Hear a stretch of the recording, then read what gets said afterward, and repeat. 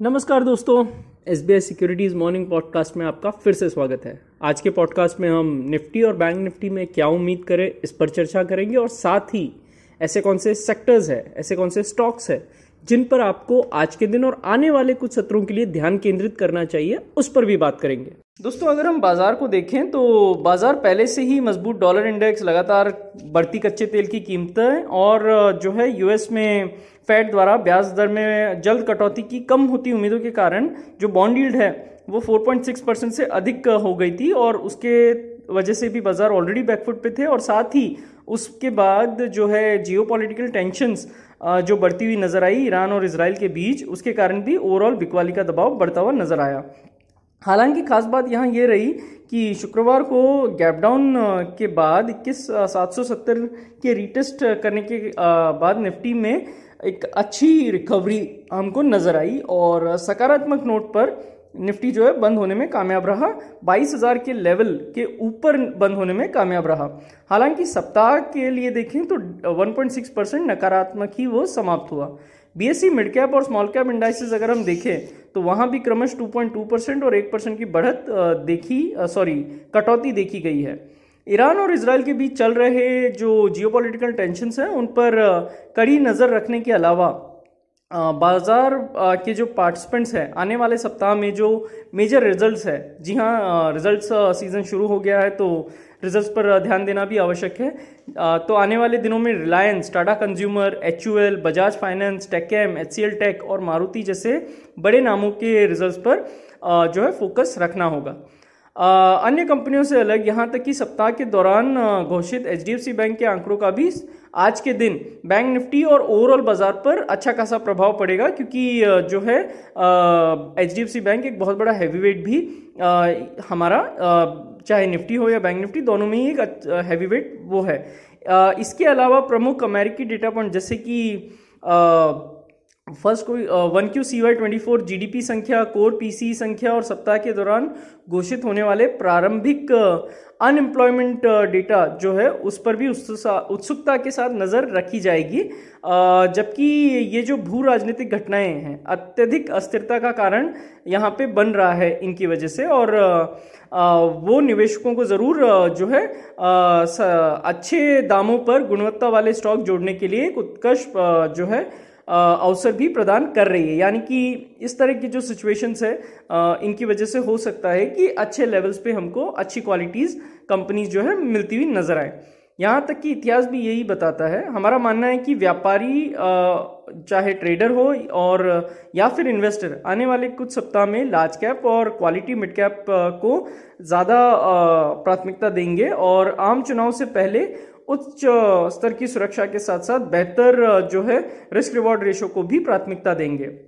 बात करें derivative data की तो अगर हम देखें निफ्टी का जो OIPCR जो है वो गुरुवार के 0.8 से शुक्रवार को 0.94 के स्तर तक सुधरा हुआ नजर आया।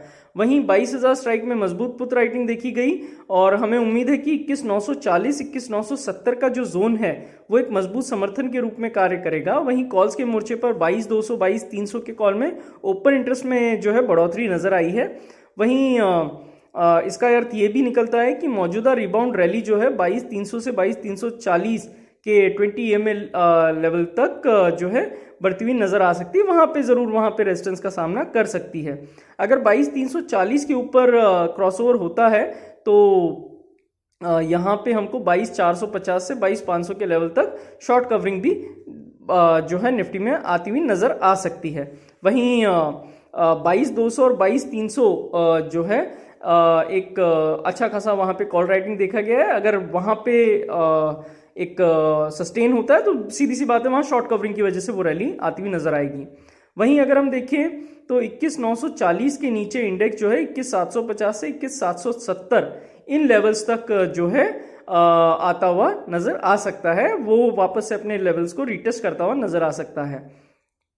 बैंक निफ्टी पीसीआर फ्रेंड्स 0.66 के स्तर से 1 तक अच्छा सुधार वहां पे देखा गया है और एक अच्छा खासा पुट राइटिंग वहां पर देखा गया है बैंक निफ्टी में फ्राइडे के सेशन में। 47,500 और 48,000 के स्ट्राइक जो है कॉल की, वहां पे अच्छा खासा ओपन इंटरेस्ट बिल्डअप नजर आया। वहीं 47,500 और 47,000 के पुट में भी एक अच्छा खासा जो है ओपन इंटरेस्ट का बिल्डअप नजर आया। तो एक मोटा मोटी मैं रेंज निकालता हूं तो 46,800 नीचे की ओर और 48,200 ये एक ऊपर की ओर मेजर जो है रेंज बन के आती है। स्टॉक्स की बात करें तो जो फिलहाल फोकस में हो सकते हैं उनमें है BEL, HAL, Bharti Airtel, Eicher, Escorts, Grasim, HDFC bank, Hindalco, JSPL, JSW steel, M&M, Maruti, Nalco, ये सभी जो स्टॉक्स हैं ये ओवरऑल तकनीकी मापदंडों के साथ साथ रिलेटिव चार्ट्स पर भी मजबूत नजर आ रहे हैं। अगर हम इंडेक्स फ्यूचर्स में FI को देखें तो FI का जो लॉन्ग शॉर्ट रेशियो है वो 56 से कमजोर होकर 35% हो गया है, जिसका मतलब है कि पिछले एक सप्ताह में लॉन्ग पोजीशन को खत्म करने के साथ साथ नए शॉर्ट पोजीशन का निर्माण FI द्वारा हुआ है।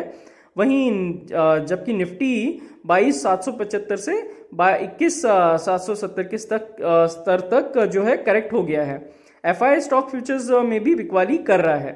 उपरोक्त आंकड़े संकेत दे रहे हैं कि बाजार प्रतिभागी जो है यानी कि मार्केट पार्टिसिपेंट जो है वो सावधानी बरत रहे हैं, क्योंकि अगला सप्ताह जो है रिजल्ट पे फोकस रखने वाला ज्यादा होगा, जिसमें जो है कई लार्ज कैप कंपनियां जो है अपने आंकड़ों की घोषणा करेगी। और जिस तरह से ईरान और इजराइल के बीच चल रहे ग्लोबल टेंशंस, जो जियोपॉलिटिकल टेंशंस हैं, उनको देखते हुए जो है ओवरऑल ट्रेडर्स है वो भी थोड़े से आशंकित नजर आ रहे हैं। तो फ्रेंड्स, आज के पॉडकास्ट में बस इतना ही। हमारे पॉडकास्ट को नियमित रूप से सुनने के लिए आपका बहुत बहुत धन्यवाद। Investment in securities market are subject to market risks. Read all the related documents carefully before investing.